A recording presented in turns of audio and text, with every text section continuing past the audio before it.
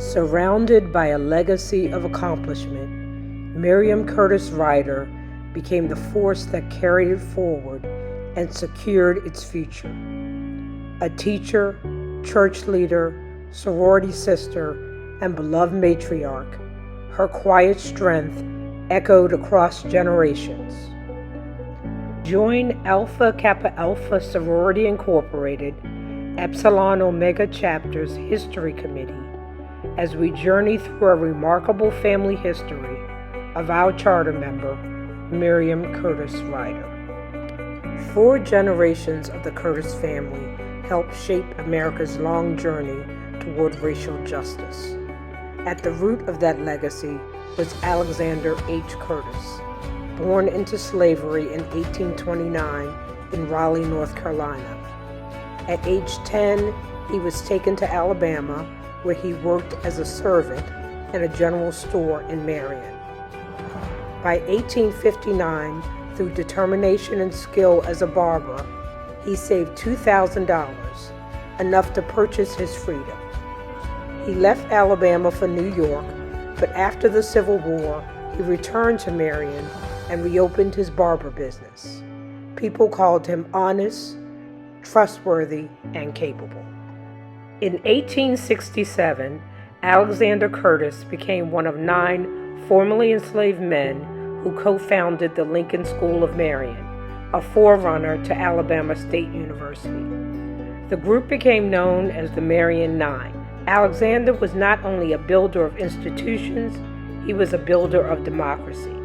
He represented Perry County at Alabama's 1867 Constitutional Convention, served in the Alabama House of Representatives, was Alabama State Senator from 1872 to 1874, participated in the 1875 Constitutional Convention, and represented Alabama at the Republican National Convention in 1876 as one of the only African American legislators.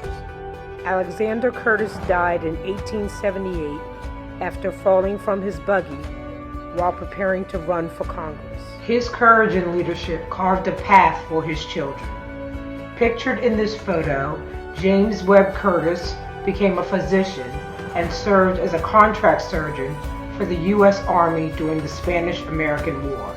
He practiced in Chicago. William P. Curtis became a physician in St. Louis, serving as the city's vaccine physician and leading Providence Hospital.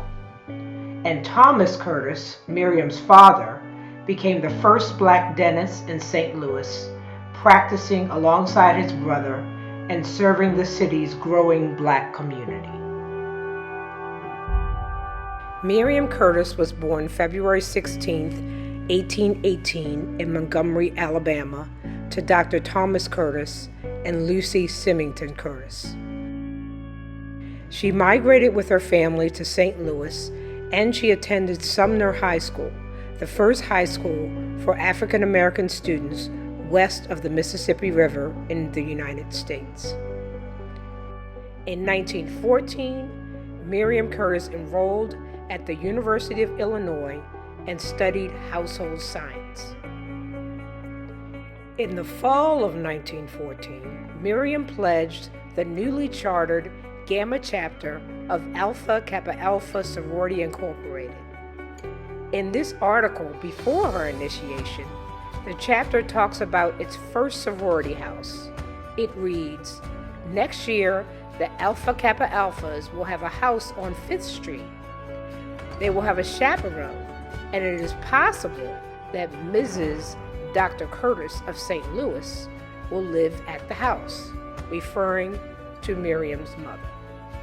In addition to her sorority membership, Miriam also appeared in campus news, visiting fraternities, joining exhibitions, and appearing as a soloist in choirs. Miriam received an A.B. from the University of Illinois on June 23, 1919. After graduation, Miriam moved to Baltimore, where she helped charter the Epsilon Omega chapter of Alpha Kappa Alpha Sorority Incorporated. That same year, the Ivy Leaf wrote, "Miss Curtis is one of the most popular girls in Baltimore due to her unfailing good disposition and jovial spirits. Mim is a teacher of domestic art in high school and also classes in millinery." In 1926, Miriam headed back to St. Louis to rejoin her beloved Gamma chapter. This article from the Ivy Leaf under personal notes states, "We are forced to lament the loss of one of our charter members, Sora Miriam Curtis, better known as Mim. She was one of the moving spirits of Epsilon Omega and has gone to make Gamma Omega the better for her presence. Mim was known as a good fellow and trusted friend to all members of her chapter. Epsilon Omega has already begun to realize the loss on a very deep level, and we cheerfully look for our beloved member and congratulate Gamma Omega on its newest member. What is our loss is their gain." While in St. Louis, she married Earl Ryder, fellow University of Illinois graduate and chemist, on December 2, 1936. Earl built a distinguished industrial career in Ohio. He was a World War I veteran, member of Kappa Alpha Psi and Sigma Pi Phi, the Boule. He later earned a U.S. patent for corrosion-resistant iron alloy, one of the few patents from an African-American chemist. Soon after the marriage, Miriam relocated to join Earl in Dayton, Ohio, and became stepmother to Earl's 3 children after the death of his first wife, Emma Marie. We reached out to some of Miriam's relatives and heard back from Natalie Ryder Red Cross, associate professor at Iona University, who was Miriam's granddaughter. She writes, "Here's what I recall of my grandmother, Miriam Curtis Ryder. She was wonderful. She took on all 3 children under the age of 10, my father, his brother, and sister. As their stepmother, after my biological grandmother sadly passed at too young of an age due to hospital negligence. We called her Grandma. She was a home economics teacher, and my father said she was a fabulous cook. I remember her as a gentle and kind grandmother, who I unfortunately didn't get to see too much because I lived in New York and she in Dayton, Ohio. Every Christmas, she and my grandpa would send lovely gifts for my sisters and I with a letter written in her perfect cursive handwriting. One of Miriam's deepest commitments was her work with the Needlepoint Guild, Unit 60. Each fall, the Guild organized a citywide clothing drive, collecting new garments that would be distributed to social service agencies throughout Dayton. Year after year, the effort appeared in the pages of the daily Dayton News, often accompanied by photographs like these in the article. Miriam, listed as Mrs. Earl Ryder, is frequently mentioned as being in charge of garments.